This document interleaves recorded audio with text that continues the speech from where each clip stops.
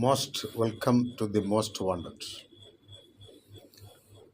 ഇപ്പോൾ രാഹുൽ മാങ്കൂട്ടത്തിലും മാഞ്ചോലയിലുമൊക്കെയാണ് വാർത്തകളിൽ നിറഞ്ഞു നിൽക്കുന്നത്, കളം പിടിച്ചിരിക്കുന്നത്. ഈ കോൺഗ്രസ്സിലെ സ്ത്രീ പീഡനം അല്ലെങ്കിൽ സ്ത്രീകളെ ലൈംഗികമായി ഉപയോഗിക്കുക പിന്നെ വലിച്ചെറിയുക എന്നുള്ളതൊക്കെ പുത്തൻ കാര്യമല്ല.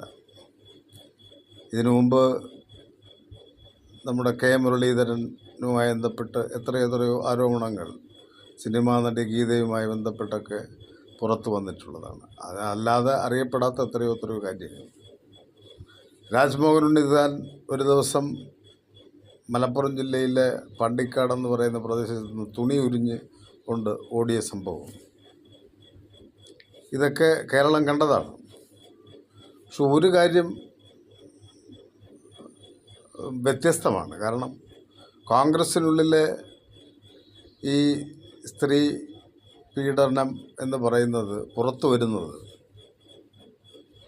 പലപ്പോഴും വിധേയരാകുന്ന സ്ത്രീകളെ കുത്തിപ്പൊക്കി കോൺഗ്രസ്സിനുള്ളിൽ നിന്ന് തന്നെ പലരും പ്രൊമോട്ട് ചെയ്ത് പുറത്തു കൊണ്ടുവരുന്നതാണ്.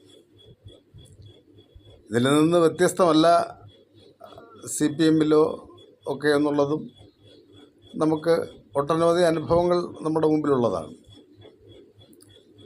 പക്ഷെ CPM-നകത്ത് ഇങ്ങനെ ഒളിച്ചു കളിയല്ല. നേരിട്ട് പരാതി കൊടുക്കുക, ആ പരാതി കൊടുക്കുന്ന ആൾ പിന്നീട് പ്രതിയാകുന്നതായിരിക്കും സംഭവിക്കുന്നത്. അവസ്ഥ ഏതാണ്? പി ശശിയുടെ കാര്യത്തിൽ ശശി അവിടുത്തെ ഒരു MLA-യുടെ മകളെ പീഡിപ്പിക്കാൻ ശ്രമിച്ചു. MLA-യുടെ മകൾ MLA പരാതി കൊടുത്തു. MLA-യുടെ പേര് പോലും ഇപ്പോൾ കേൾക്കാനില്ല. അദ്ദേഹം അവിടെ ഏതോ ഒരു ബ്രാഞ്ച് കമ്മിറ്റിയിൽ പ്രവർത്തിക്കുന്നുണ്ട് എന്നുള്ളതാണ് അറിയുന്നത്. രോഗാതുരനായി കഴിയുകയാണ് കണ്ണൂരിൽ. അതുപോലെ PK ശശിക്കെതിരെ പാലക്കാട് ജില്ലയിലെ ഒരു പെൺകുട്ടി DYFI-ക്കാർ പരാതി കൊടുത്തു. പരാതിക്കാരിക്കെതിരെ നടപടിയെടുക്കുന്ന അവസ്ഥയിലായിരുന്നു അവിടെ കാര്യങ്ങൾ പോയത്. അപ്പോൾ ഇങ്ങനെ ആണ് CPM-ലെ അവസ്ഥ. പക്ഷേ കോൺഗ്രസ്സിനകത്താണെങ്കിൽ ഈ പരാതിക്കാരെ കണ്ടെത്തി അവരെ രംഗത്തിറക്കിയിട്ട് പേര് നേരിട്ട് പറയത്തില്ല. ഇതുവരെ വന്നിട്ടുള്ള ആരോപണങ്ങളിലൊന്നും രാഹുൽ മാങ്കൂട്ടത്തിലാണ് എന്നെ ഇങ്ങനെ ചെയ്തത് എന്ന് ആരും പറഞ്ഞിട്ടില്ല. ഒരു യുവതിയും പറഞ്ഞിട്ടില്ല. ആകെ അദ്ദേഹത്തിന് തിരിച്ചറിയാൻ പറ്റിയിട്ടുള്ള ഒരു ഇയർ മാർക്കായിട്ടുള്ള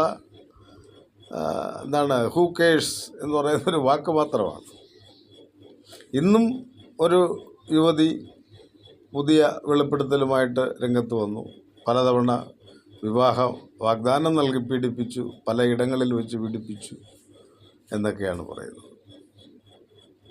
അപ്പോൾ വിവാഹ വാഗ്ദാനം നൽകി ഒരിക്കൽ പീഡിപ്പിച്ചാൽ പിന്നെ വീണ്ടും പീഡിപ്പിക്കാൻ അവസരം ഉണ്ടാക്കി കൊടുക്കുന്നതും ഈ സ്ത്രീകളാണെന്ന് പറയാതിരിക്കാൻ നിവൃത്തിയില്ല. ഇന്ന് പലരും അതിനെക്കുറിച്ച് പറയുന്നുണ്ട്. അപ്പോൾ രാഹുൽ മാങ്കൂട്ടത്തിൽ ഇതിന് മുമ്പേ തന്നെ ആദ്യ ആരോപണം ഉയർന്നു വന്നപ്പോൾ ഏഷ്യാനെറ്റിലെ ഒരു വാർത്താ അവതാരികയും ആങ്കറുമായി ബന്ധപ്പെട്ടിട്ടുള്ള വിഷയം ഉയർത്തു വന്നപ്പോൾ തന്നെ പുറത്തു വന്ന് ഞാനങ്ങനെ ചെയ്തിട്ടില്ല എന്ന് പറയാനുള്ള ഒരു ആർജവം കാണിച്ചില്ല എന്നുള്ളത് ഒരു പ്രധാനപ്പെട്ട മര്യാദകേടാണ്. അപ്പോൾ ഉപ്പ് തിന്നവൻ വെള്ളം കുടിക്കും എന്നുള്ളത് പറയുന്നത് പരമാർത്ഥമാണ്. അയാൾ കുറ്റം ചെയ്തിട്ടുണ്ട്. അതുകൊണ്ടാണ് അദ്ദേഹത്തിന് പുറത്തു വന്ന് പൊതുസമൂഹത്തിന് മുന്നിൽ ആർജവത്തോടുകൂടി ഞാൻ നിരപരാധിയാണ്, അല്ലെങ്കിൽ ഞാനങ്ങനെ ചെയ്തിട്ടുണ്ട്, ആ അപരാധം ഞാൻ ഏറ്റെടുക്കുന്നു, ആ പെൺകുട്ടിയെ അല്ലെങ്കിൽ ആ യുവതിയെ ഞാൻ വിവാഹം കഴിക്കുമെന്നോ കഴിക്കത്തില്ലെന്നോ പറയാനുള്ള സ്വാതന്ത്ര്യമുണ്ട്. അല്ലെങ്കിൽ ഇത് കെട്ടിച്ചമച്ചതാണ്, ഫാബ്രിക്കേറ്റഡ് ആണെന്നൊക്കെ പറയാനുള്ള അവകാശം അയാൾക്കുണ്ടല്ലോ. എന്തായാലും കേരളത്തിൽ വളർന്നു വന്ന കോൺഗ്രസിൻ്റെ ഒരു യുവ നേതാവാണ് ഇങ്ങനെ ഈ ലൈംഗിക ആരോപണത്തിൽപ്പെട്ട് അദ്ദേഹത്തിൻ്റെ രാഷ്ട്രീയ ഭാവി അസ്തമയത്തിലേക്ക് പൊയ്ക്കൊണ്ടിരിക്കുന്നത്. കോൺഗ്രസിനെ സംബന്ധിച്ച് പ്രത്യേകിച്ച് രാഷ്ട്രീയക്കാരെ സംബന്ധിച്ച് ഇങ്ങനെ അപവാദത്തിൽപ്പെട്ടു, ലൈംഗിക അപവാദത്തിൽപ്പെട്ടു എന്ന് വിചാരിച്ചിട്ട് അവരാരും പിന്നീട് പൊങ്ങി വരാതൊന്നും ഇരുന്നിട്ടില്ല. അതിനെത്ര ഉദാഹരണങ്ങളുണ്ട്. കെ മുരളീധരൻ പിന്നീട് KPCC പ്രസിഡൻ്റായി, മന്ത്രിയായി, പിന്നെ MLA ആയി, പലതവണ MP ആയി. രാജ്മോഹൻ ഉണ്ണിത്താൻ കുറേ നാൾ പലയിടത്ത് മത്സരിച്ചെങ്കിലും ജയിച്ചില്ല. അവസാനം ഇപ്പോൾ കാസർഗോഡ് പോയി വിജയിച്ചിരിക്കുകയാണ്. ഇപ്പോൾ നിലവിൽ MP ആണ്. അതുപോലെ കോൺഗ്രസിൻ്റെ എത്രയോ നേതാക്കന്മാർ, ഞാൻ ഓരോരുത്തരുടെയും പേരെടുത്ത് പറയുന്നില്ല. അതുപോലെ CPM-ൽ ലൈംഗിക ആരോപണം വന്ന നേരിട്ട ആളുകളൊക്കെ തന്നെ എന്താണ് അവരുടെയൊക്കെ ഇപ്പോഴത്തെ സ്ഥിതി? ഇപ്പോഴും P. ശശി സംസ്ഥാന ഗവൺമെൻറ്റിൻ്റെ കീ പോസ്റ്റിൽ താക്കോൽദാര സ്ഥാനത്തിരിക്കുകയാണ്. പൊളിറ്റിക്കൽ സെക്രട്ടറിയാണ്. പാർട്ടി മെമ്പർഷിപ്പിൽ നിന്ന് നേരെ പാർട്ടി സമ്മേളനത്തിൽ വെച്ച് അദ്ദേഹം പങ്കെടുക്കാതിരുന്നിട്ട് കൂടി സംസ്ഥാന കമ്മിറ്റി അംഗമാക്കി കൊണ്ടുവന്നു. എറണാകുളം സമ്മേളനത്തിൽ സംസ്ഥാന കമ്മിറ്റി അംഗമാക്കി കൊണ്ടുവന്നു. ഇപ്പോൾ പൊളിറ്റിക്കൽ സെക്രട്ടറിയാക്കി. CPM-ൻ്റെ ഭരണഘടനാ പ്രകാരം അങ്ങനെയുള്ള അവകാശമുണ്ട്. പാർട്ടി സമ്മേളനത്തിൽ പങ്കെടുക്കാത്ത ഒരാൾക്കും ആ സമിതിയിലേക്കോ അല്ലെങ്കിൽ ഉപരിസമ്മേളനത്തിലേക്കോ ഒക്കെ തിരഞ്ഞെടുക്കപ്പെടാനുള്ള അവകാശമുണ്ട്. അതുപയോഗിച്ച് അദ്ദേഹത്തെ തിരഞ്ഞെടുത്തപ്പോൾ മുഖ്യമന്ത്രി കഴിഞ്ഞ അടുത്ത അധികാര കേന്ദ്രം കേരളത്തിൽ പൊളിറ്റിക്കൽ സെക്രട്ടറി ആണല്ലോ. ആ നിലയിൽ വരെ ഉയർന്നു വന്നില്ലേ? മറ്റ് ആരോപണങ്ങളൊക്കെ ഇവിടെ പോയി? ആരോപണം ഉന്നയിച്ചവർ വീട്ടിലിരിക്കുന്നു. ആരോപണം നേരിട്ട ആളുകൾ ഇപ്പോൾ അധികാര സ്ഥാനത്തിരിക്കുന്നു. ഇതാണ് വൈരുദ്ധ്യം. അപ്പോൾ രാഹുൽ മാങ്കൂട്ടത്തിൽ ഒരു ചെറുപ്പക്കാരൻ എന്നുള്ള നിലയ്ക്ക് അദ്ദേഹത്തിൻ്റെ ഐഡിയോളജിക്കലായിട്ടുള്ള ക്ലാരിറ്റിയൊക്കെ നമ്മൾ വളരെയധികം അഭിനന്ദിക്കുകയും അംഗീകരിക്കുകയും ചെയ്യുന്ന കൂട്ടത്തിലായിരുന്നു. പക്ഷേ അദ്ദേഹത്തിന് ഇങ്ങനെയുള്ള ഒരു ദൗർബല്യം, വീക്ക്നെസ് ഉണ്ട് എന്നുള്ള കാര്യം ഇപ്പോൾ വ്യക്തമായിരിക്കുകയാണ്.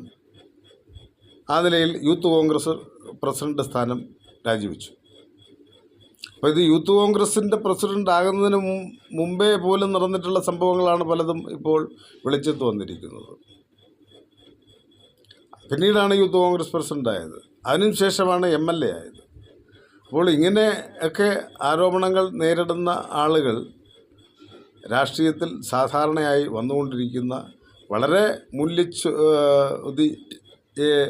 നേരിടുന്ന ഒരു രംഗമായിട്ട് രാഷ്ട്രീയം മാറിയിരിക്കുകയാണ്. അതിന് ഒരു അവസാനത്തെ ഏറ്റവും അവസാനത്തെ കാരണക്കാരനായിട്ട് രാഹുൽ മാങ്കൂട്ടത്തിൽ മാറിയിരിക്കുന്നു. രാഹുൽ മാങ്കൂട്ടത്തിൽ അന്തസ്സുണ്ടെങ്കിൽ ആ MLA സ്ഥാനം കൂടി രാജിവെക്കുകയാണ് വേണ്ടത്. അല്ലാതെ യൂത്ത് കോൺഗ്രസ് പ്രസിഡന്റ് സ്ഥാനം മാത്രം രാജിവെച്ചിട്ട് കാര്യമൊന്നുമില്ല. യൂത്ത് കോൺഗ്രസിൻ്റെ മാത്രം ഒരു പ്രശ്നമല്ല. ഈ കേരളത്തിൻ്റെ പൊതുസമൂഹത്തിൻ്റെ മുമ്പിൽ അദ്ദേഹം ഇങ്ങനെ പ്രതിക്കൂട്ടിൽ നിൽക്കുന്ന അവസ്ഥയാണുള്ളത്. അതുകൊണ്ട് ഇനിയെങ്കിലും ഈ രാഷ്ട്രീയ രംഗത്ത് നിൽക്കുന്ന ആളുകളായാലും ഏതൊരു രംഗത്ത് നിൽക്കുന്ന ആളുകളായാലും ഈ ലൈംഗിക പ്രചോദനം എന്ന് പറയുന്നത് ഇപ്പോൾ എല്ലാ ആണുങ്ങൾക്കും പെണ്ണുങ്ങൾക്കും ഉള്ള കാര്യമാണ്. എന്താണ് മനുഷ്യനും മൃഗവും തമ്മിലുള്ള വ്യത്യാസം?